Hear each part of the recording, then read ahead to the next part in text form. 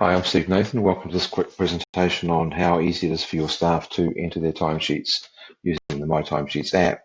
There are a number of ways that you can do that. So on the right-hand side, you'll see the screen from my cell phone. Equally, you can do it on a tablet. And then on the left-hand side, you've got what it would look like if an employer is entering their timesheet on a PC. So if I start on the right-hand side, if the employee can log in, if they're using a team device, so this is where multiple employees are using the same device, the employee simply puts in their PIN code, goes into add mode, and they start their timesheet. Now, we've got this currently locked down so the employees can't enter a start and stop time. They have to use the start stop buttons, but you can have it turned on so the employees can choose a time and enter a timesheet after the event. At the moment, I'm doing this as a live entry. The employee can also enter a note in their timesheet, which could be anything that they need to let you know, and they simply say okay, and it takes them back to the login screen. Later in the day, they would come back into their timesheet, go back in, and they're back into the finish mode now. Now, in this particular case, we don't have GPS or the camera option turned on, so there is the ability to GPS locate the employee using a device if they're mobile and they're using it on their own phone. There's also the ability to take the photo of the employee as they're clocking in and out, if that's what you wish to do.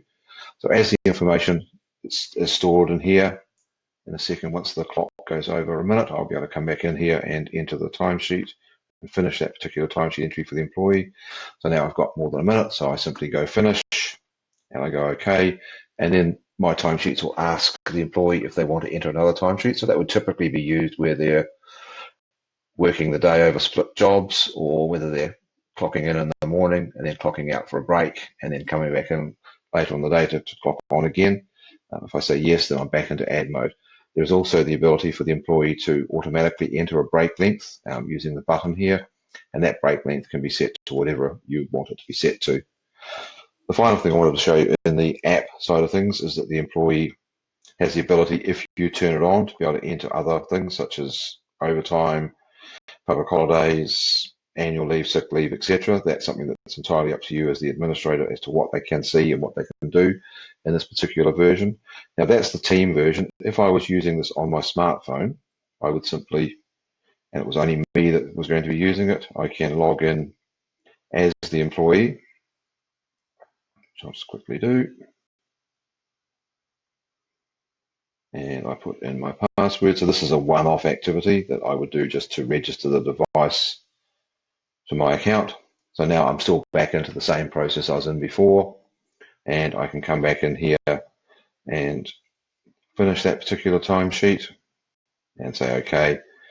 And now again, it's syncing the data straight to the servers.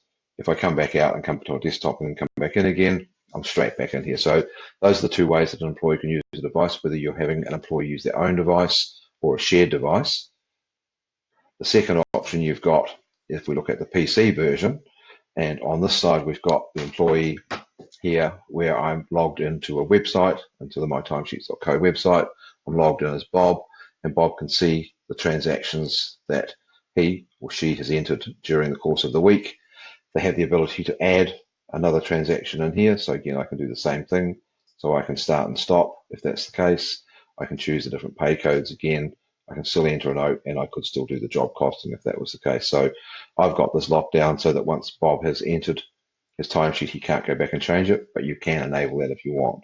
So the employee, once they're in the web end of it and the browser version, they can also run reports of what their timesheet looks like for the week. They can export their data, they can change their password, etc. They've also got a messaging function in here where they can send a message to a manager. So they might want to send a message to me as the demo user saying that they forgot to put in their timesheet, or there's some other information they want to send you in a message.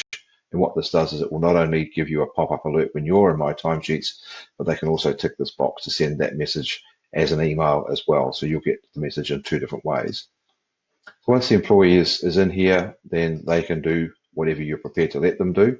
And again, this is a responsive screen. So as the screen changes size, if it goes to a bigger screen or they do it on a PC, then the system just reformats.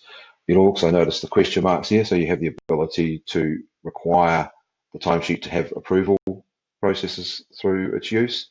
And that can be a line manager, department manager, or full system admin. So employees have the ability to enter whatever information is available to them. If they were entering leave, they've got the ability to put in leave for a period, so they can apply for leave. So I'm going to say I want to take 8 hours of leave between the 11th and the 15th, and if I save that, that would put in a leave application for the employee, which would be sitting in there waiting to be approved. So I might just do that now so you can get a sense of that. In fact, I'll do that for the next day. So I'm taking 3 days off, and I save that.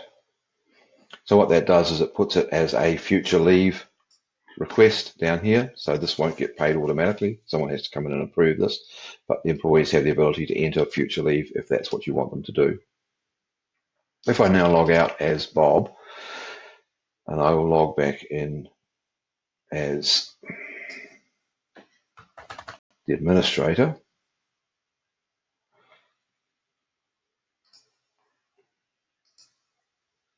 Now I'm logged in as the admin of the system. Now at the moment I'm logged in as a full admin, but if I was a departmental admin, I could see some of this information, not all of it. But if I wanted to now go in and quickly review the timesheets, and this is in real time, so the information that's been tracked on the device will be sitting on the servers. One quick thing just to reference is if the device is offline, this blue panel up here goes red, but the employees can still enter their timesheets even if the device is offline. So we've built it so that if you've got mobile staff or people working in remote locations, they can enter their times wherever they are, and that data will sync later on when the device comes into a connected state. But if I come back here into the review screen and I go back into Bob, then I will see that Bob has got the entry that I just put in there for the 1 minute, and it's waiting to be approved. Now, as an admin, I can come in here if you want to use the approval process, and I can approve that. And then Bob will get a green thumbs up when he looks at the data, if he looks at it in a browser. The other thing I can do in here is I can come in if I need to and add entries or edit entries. So if I wanted to edit this entry here for Mary and say, well, Mary didn't actually go home at 16:15, she went home at 1600, and I need to actually change that, and I save that, and I'll now see that entry has changed color and changed font because it means it's been edited by an administrator. The other things you can do within here is that as an admin, apart from obviously the setup things of setting up employees and controlling things like your pay codes, is you can run a daily timesheet, and we'll run this for the current period, and this will produce a report for me, which I will view in a second. So again, this information is visible on a PC, but as an administrator, you can also look at this on a smartphone or a tablet, whatever the device is that you're working on at the time. So you've got control over where and when you have that visibility, so your data is visible to you on any connected device. So this report shows me the sick leave, holiday pay, hours worked, etc. for the employees in this particular scenario. Once I'm happy with my data as the payroll administrator, then I could run a pay period report at the end of the week. And then finally, I would click the export button, which will push that data out to whatever payroll system I've got. Now, payroll systems, if they're offline, then we create a CSV file. So we work with all of the current New Zealand payrolls, and we also have a generic file export for non-New Zealand payrolls. If you're using Xero, then it's a direct integration. It's hard to say. And the other thing I'll show you in here very briefly is you've got the ability to see all of the future dates that have been put in there. So Bob's waiting for his leave to be approved, so I can approve that one, decline that one, and approve those two. So those timesheets, when those dates come along, will be popped into the day that Bob will get paid for not being at work. The other thing you've got in here is a range of reports, so you can look at pending timesheets, your daily totals, departmental reports, weekly analysis, etc., and also your future leave. And the data will also export out to Excel or CSV file if you want to push that information out. Final thing we do in here is with the employees, we can determine whether the employee will receive a twice weekly notification. So I've got this suppressed at the moment, but if this is not ticked, then Bob would receive 2 emails from the system, one indicating what pending timesheets he's still got for the week to date, and that's the middle of the week, and then at the end of the week gets another email showing all the timesheets that have been entered for the week. So if there are any errors or omissions, Bob would still have the ability, if that was turned on, to go back in there and look at that particular data. You can set up your own pay codes. So depending on what payroll system you're using, you can choose which of these options you use, and also you can add additional allowances and other leave types if you've got them. You can also determine in here whether the employees have access to being able to enter this data. So you can make it admin only required, or you can allow your employees to enter the data, but make it approvable so that they don't go and enter things that you don't want them to enter. We've got a number of other reports, which I can't show you because I don't have the labour costing module turned on, but if you have the labour costing turned on, then you can run reports on your jobs, your cost centres, tasks, projects, etc. If you're using the GPS location, then there is another button appears here, which is your visual review, which will show you where the employee actually clocked on and off. So you have the ability to see that data anywhere.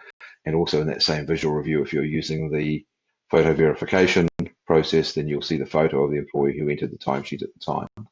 But the purpose of this email is really just to show you a very quick overview. And obviously we would want to talk with you about the ways that you're specifically wanting to use MyTimesheets, what data you're specifically trying to capture, and where you want to send that data to.